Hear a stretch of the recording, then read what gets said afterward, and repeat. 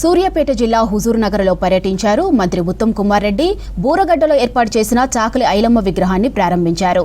చాకలి ఐలమ్మ లాంటి పోరాట యోధురాలి విగ్రహం ఆవిష్కరించడం సంతోషమన్నారు మంత్రి ఉత్తమ్.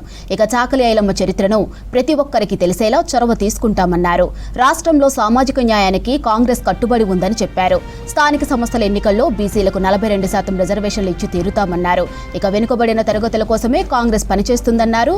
చాకలి ఐలమ్మ పోరాటం చిరస్థాయిగా నిలిచేలా కోటి ఉమెన్స్ కాలేజీకి ఆమె పేరు పెట్టామని చెప్పారు ఉత్తమ్ కుమార్ రెడ్డి.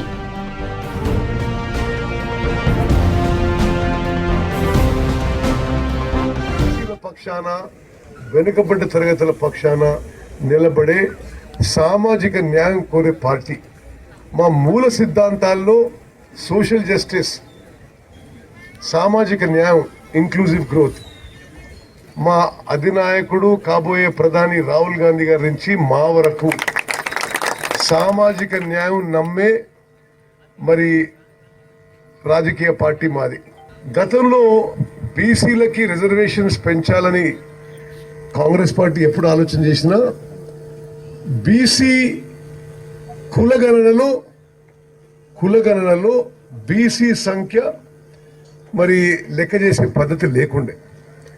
స్వాతంత్రం తర్వాత మొదటిసారి తెలంగాణ రాష్ట్రంలో బీసీ కులగణన మొదలుపెట్టి నేనే ఆ కమిటీకి చైర్మన్.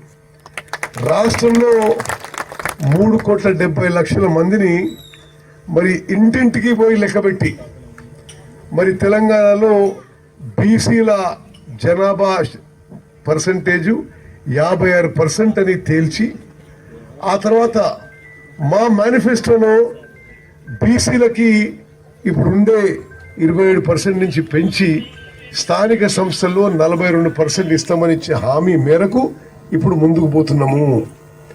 స్థానిక సంస్థ ఎన్నికల్లో బీసీలకు 42% రిజర్వేషను, ఎస్సీ ఎస్టీలకి కలిపి 27%, 69% రిజర్వేషన్స్తో ముందుకు పోయే మరి ఆలోచనలో కాంగ్రెస్ పార్టీ, కాంగ్రెస్ ప్రభుత్వం ఉంది.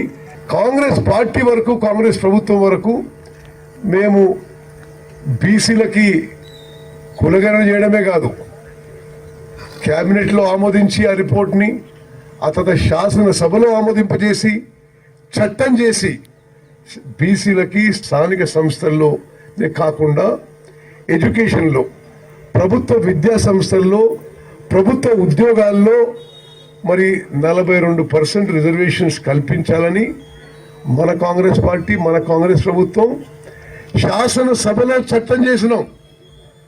శాసనసభలో చట్టం చేసి అది గవర్నర్కి పంపించడం జరిగింది. కాంగ్రెస్ పార్టీ, కాంగ్రెస్ ప్రభుత్వం మరి వెనుకబడ్డ తరగతులకి, బీసీలకి న్యాయం చేయాలని చెప్పి అన్ని విధాలుగా స్థానిక సంస్థ ఎన్నికల్లో, ఎడ్యుకేషన్లో, ఎంప్లాయ్మెంట్లో అనే ఒక లక్ష్యంతో, ఒక ఉద్దేశం